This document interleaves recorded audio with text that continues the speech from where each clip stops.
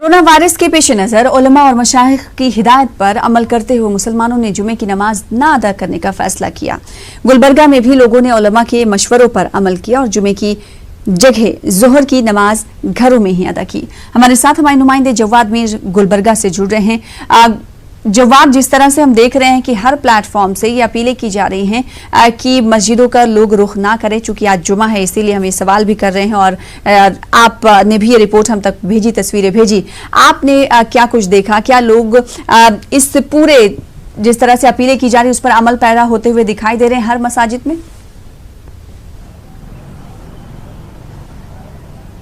जी सना, इस वक्त मैं जामे मस्जिद महबस के बाहर ठहरा हूँ। आप मेरे पीछे देख सकते हैं, ये खूबसूरत मस्जिद है, जामे मस्जिद महबस कहलाती है।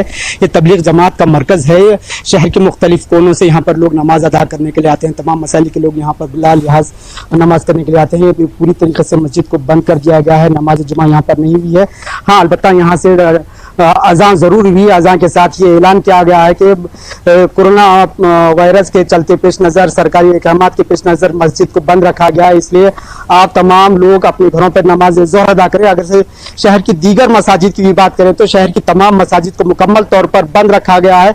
तमाम मसाजिद में अज़ान हुई है। अज़ानों के साथ ये ऐलान भी किया गया है कि मौजूदा हालात के पेश नज़र, शरअ नुक्ते नज़र के पेश नज़र भी नमाज जुमा आप पर फर्ज नहीं है। अलबत्ता आप अपने घरों में नमाज ज़ोहर अदा करें। हम जामे मस्जिद स्टेशन बाजार लीजिए, चाहे यमस की मिल के मसरूफ तरीन आबादी वाले, घनी आबादी वाले चाहे मसाजिद लीजिए, जामे मस्जिद महबस लीजिए या फिर जामे मस्जिद खुनी अलावा जमीयत अहले हदीस के तमाम मसाजिद, जमीयत अहले सुन्नत के तमाम मसाजिद में नमाज जुमा अदा नहीं की गई है। तमाम मसालिक के उलमा इस बार नमाज जुमा से कबली कई अपीलें जारी की गई थी कि गुज़श्ता जुमा कुछ जगहों पर पाबंदी तोड़ने की बात आई थी, इसको नजर में रखे। ये भी बताया गया, शरई नुक्ते नजर से बताया गया है कि अल्लाह ताला ने भी दीन मजहब को, मजहब इस्लाम में कुछ कई तरक्की लचक रखी है। जब हालात इस तरह के नासाजगार हो तो परवरदिगार ने भी इजाजत दी है कि अपने अपने घरों में अदा कीजिए।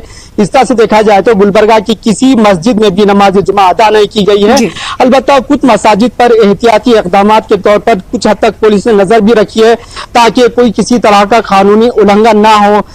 वैसे भी जिला में 144 नाफिज है। गुलबर्गे में चूंकि कोरोना वायरस के 3 लाइव पेशेंट यहाँ पर अभी जेर इलाज हैं। तबलीग जमात के 20 अफराद मालूम हुआ है, मरकज निजामुद्दीन से 20 अफराद यहाँ पर लौटे हैं। उसमें तमाम 20 अफराद का इलाज ESI हॉस्पिटल में चल रहा है। कल जो मेडिकल बुलेटिन शाम में जारी हुआ था जिसमें बताया गया था कि 20 में से 10 लोगों के नमूने लिए गए हैं, 3 नेगेटिव आए हैं, 6 अवेटर थे और 1 पॉजिटिव बताया गया था और 10 के नमूने लेना बाकी है। ये लोग 19 मार्च को गुलबर्गा लौटे थे, मगर ये 31 मार्च को ये लोगों की जब मामला मंजर-ए-आम पर आया था तो 31 मार्च को लोगों की घर से इन्हें बुलाया, घर से इनसे लिया गया था, उनके नमूने लिए गए थे, उनके नाक का पानी और जो है हल्क का अर्क लिया गया है, तो जिसे थ्रोट स्वाब कहा जाता है, वो थ्रोट स्वाब लेकर इनके नमूने भेजे गए हैं। तौक़ी की जा रही है कि मजीद 10 जो रिपोर्ट्स है वो भी आज शाम तक आ जाएंगे। मगर एक अच्छी बात यह रही कि जो 10 रिपोर्ट आए हैं, 10 में से 3 रिपोर्ट आए हैं वो नेगेटिव आए हैं, 6 अभी अवेटेड है। इस तरह से देखा जाए तो गुलबर्गा में कोई नया मामला ऐसा सामने नहीं आ रहा है। जो 3 पॉजिटिव पेशेंट्स है उसमें से एक डॉक्टर की बीवी है, जो डॉक्टर हैं जो मुतवफ़ी के जिन्होंने इलाज किया था उनकी है। कोई गुलबर्गा में नया अब जो फ्रेश केस आए हैं वो तबलीगी जमात से मुंसलिक अफराद से केस आए। तो मजमूई तौर पर देखा जाए तो कोई परेशानी की बात नहीं है। गुलबर्गा में कोरोना वायरस गुलबर्गा से थोड़ी राहत की खबर ये है कि कोई नया मामला सामने नहीं आया है। इसके अलावा अगर लॉकडाउन के सख्ती की बात करें तो किस तरह की लॉकडाउन की सख्ती वहां पर आप देख पा रहे हैं? साथ ही साथ हम ये देख रहे हैं कि कई इलाके ऐसे हैं, बात कर लें अगर महाराष्ट्र के बिदर का, तो वहां पर अब ये है कि जरूरी जो औकात दिए गए थे जिसमें अशियाए जरूरी आप ले सकते हैं, उन औकात को भी, उन मोहलत को भी खत्म कर दिया गया है। अगर गुलबर्गा की बात करें तो गुलबर्गा में किस तरह से लोग अशियाए जरूरिया की खरीदारी करते हैं, कितने घंटे की मोहलत दी गई?